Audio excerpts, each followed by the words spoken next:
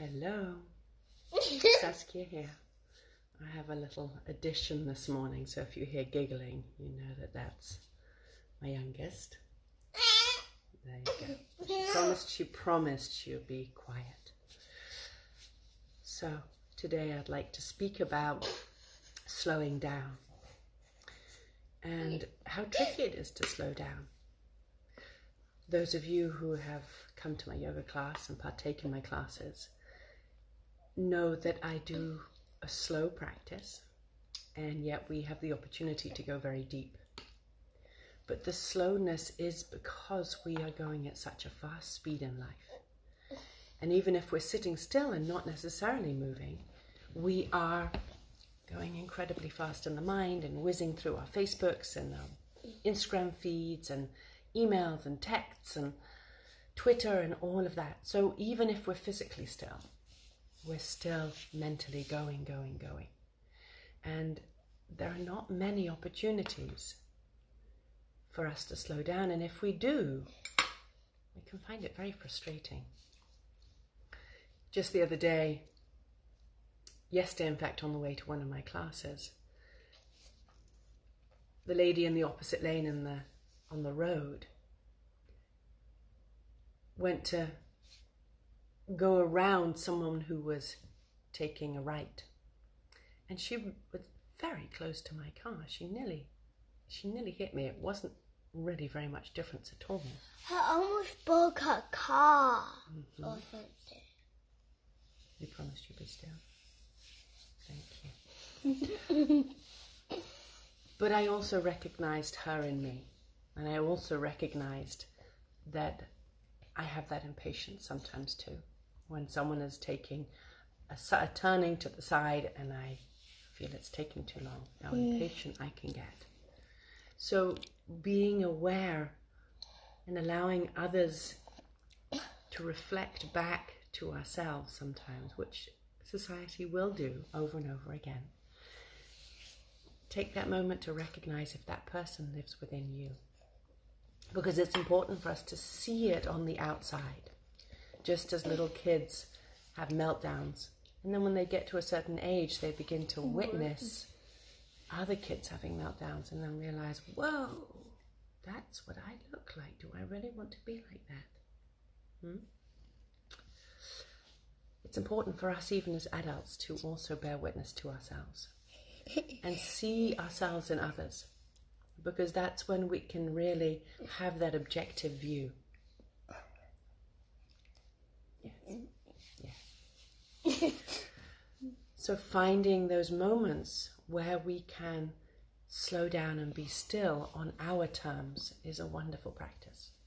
And the meditation that I shared with you last week is one of those tools with which we can cultivate slowing down and being still and being more and more in that familiar state while we practice. And allowing that to be in the forefront of our minds, knowing that there is an opportunity to slow down, knowing that we can choose to slow down. Thank you. So,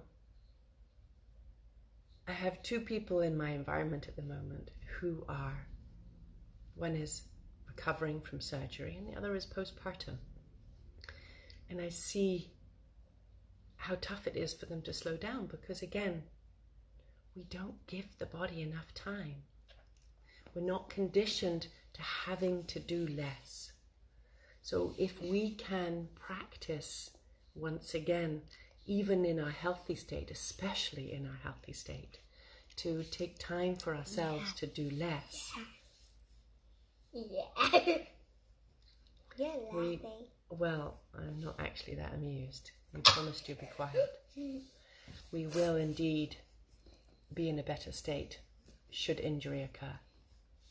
So every time I witness these people in my vicinity and I'm observing that they're pushing through or moving when they don't need to be, or not necessarily being able to slow down, again, it's a good reminder to myself. How are you pushing through? My instinct is to want to reach out, to help, to share some advice. And I notice not to. I'm like, no. If they want help, they shall ask. They haven't asked for it. Do not offer it. Unless it is one of my clients, then I will share it, because that's what they're inviting me to share, is the observance of how I can help, how I can support. But otherwise, it's a conscious practice to draw that awareness inwards and giving that awareness to myself of, are you slowing down? What do I need to do for myself in order to maintain my balance? Rather than witnessing those in my vicinity who may be going against the grain or not pulling back enough, rather than having comments or judgments, being aware that this is the human condition. This is tough to slow down. It is tough to take time for ourselves. It is not exampled in our society. And it is not easily practiced, which is why so many conditions are so prevalent. But the more we can slow down and also be an example to the next generation as to how to slow down, so that it becomes their baseline, so it becomes their norm. This is the greatest gift we can give to the next generation, and of course, first and foremost, to ourselves.